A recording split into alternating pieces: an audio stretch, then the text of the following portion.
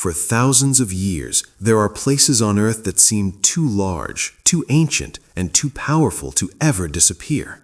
People build their lives around them, build cities beside them, build myths about them, and slowly begin to believe that these giants of nature are eternal, that they cannot be killed, that they will always be there.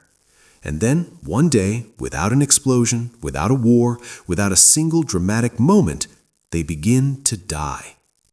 Once, in the heart of a vast and dry continent, there was a great inland sea that stretched to the horizon like an ocean.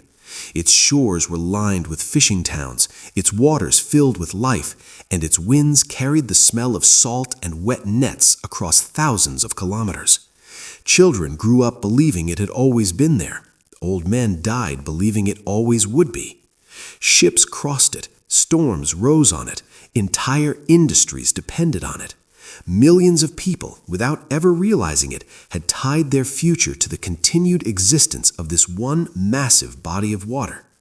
But far away, in offices filled with maps and charts, people were making decisions that would quietly sign its death warrant. They did not hate the sea. They did not want to destroy it. They simply did not think it mattered. What they wanted was production. What they wanted was growth. What they wanted was to turn empty land into profit and statistics into victories. And in their minds, water was not a living thing. It was a resource, something to be redirected, divided, consumed.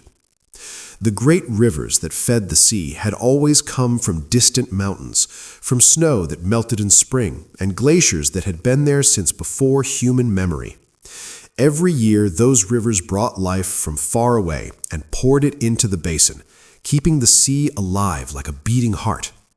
For centuries, this balance held.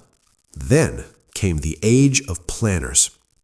At first, the changes were small. A canal here, a dam there, a new irrigation project that promised to turn desert into farmland. Each project, on its own, seemed harmless, even noble. More food, more jobs, more progress. But water is a strange thing. You can steal it a little at a time and not notice the loss. A river can shrink without screaming. A sea can begin dying without anyone hearing it. The farms expanded. The canals multiplied. The numbers on the production reports climbed higher every year. Somewhere far away, politicians celebrated. Somewhere else, engineers were promoted.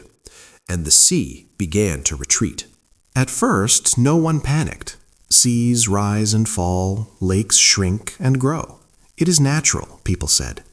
Fishermen simply had to move their docks a little farther out.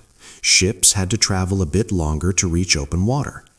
Then the islands started connecting to the mainland. Then the harbors became muddy fields. Then the fish began to vanish.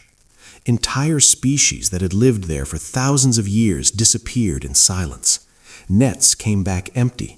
Factories slowed down. Men who had spent their entire lives on the water suddenly found themselves living in the middle of a desert.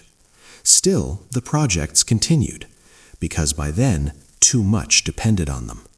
Millions of hectares of farmland were now thirsty. Entire economies were built on crops that could not survive without massive amounts of water. To stop diverting the rivers would mean admitting failure. It would mean collapsing production targets. It would mean accepting that a terrible mistake had been made. And systems built on pride rarely admit mistakes. So more water was taken. The sea shrank faster. Its exposed seabed turned into a vast plain of salt and poison. The wind, which once carried the smell of water, now carried clouds of toxic dust. It blew into towns, into schools, into lungs. Children began to get sick. Cancer rates rose. Respiratory diseases became normal. Doctors noticed. Officials looked away. The dust did not stop at borders. It traveled hundreds of kilometers, burning crops, poisoning soil, spreading a disaster that had begun as an accounting decision. In the abandoned ports, ships were left where they stood. Some still rest there today, rusting skeletons in a desert that should never have existed. Once this was a sea, now it is a grave. But the tragedy did not stop there, because the same thinking that killed the water also reshaped the land. To maximize output, diversity was destroyed. Fields that once grew many kinds of crops were converted into endless monocultures. Food security was replaced with export statistics. Local needs were replaced with central plans. Farming became industrial. Chemicals became normal. Pesticides, fertilizers, defoliants were poured onto the land in quantities that would have been unthinkable before. Rivers carried the poison. The poison came back in drinking water, in food, in bodies. People paid the price, but they did not choose this. Even labor became a resource to be consumed. During harvest season, students, soldiers, factory workers were sent to the fields. Schools emptied, universities paused. Entire generations learned what it meant to work not for survival, not for profit, but for quotas. Some could escape, most could not. And still the numbers looked good. Production increased, exports grew, reports were celebrated, and the sea kept dying. By the time anyone in power openly admitted the scale of the disaster, it was already too late. The water was gone. The climate of the entire region had changed. Winters became colder. Summers became hotter. Rain became rarer. The land itself had been wounded. Some tried to fix it. Dams were built. Projects were announced. There were successes in small areas. A fragment of the sea was partially saved. Fish returned to some places. Hope returned with them. But the old sea is gone, and it is never coming back. Because the real story was never about water. It was about a way of thinking, a belief that nature is infinite, a belief that systems can grow forever, a belief that consequences always belong to someone else. Around the world, there are other places like this, other rivers being drained, other lakes shrinking, other forests being cut faster than they can grow, other seas being warmed, poisoned, overfished. And every time, the story sounds the same. Just one more project. Just one more year. Just one more sacrifice.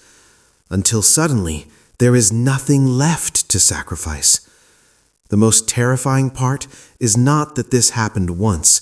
It is that it can happen again and again and again. Because civilizations do not usually collapse in fire. They collapse in spreadsheets. They collapse in plans that look perfect on paper. They collapse when success is measured in numbers, not in survival. Somewhere, right now, someone is approving a project that will make life easier today and impossible tomorrow.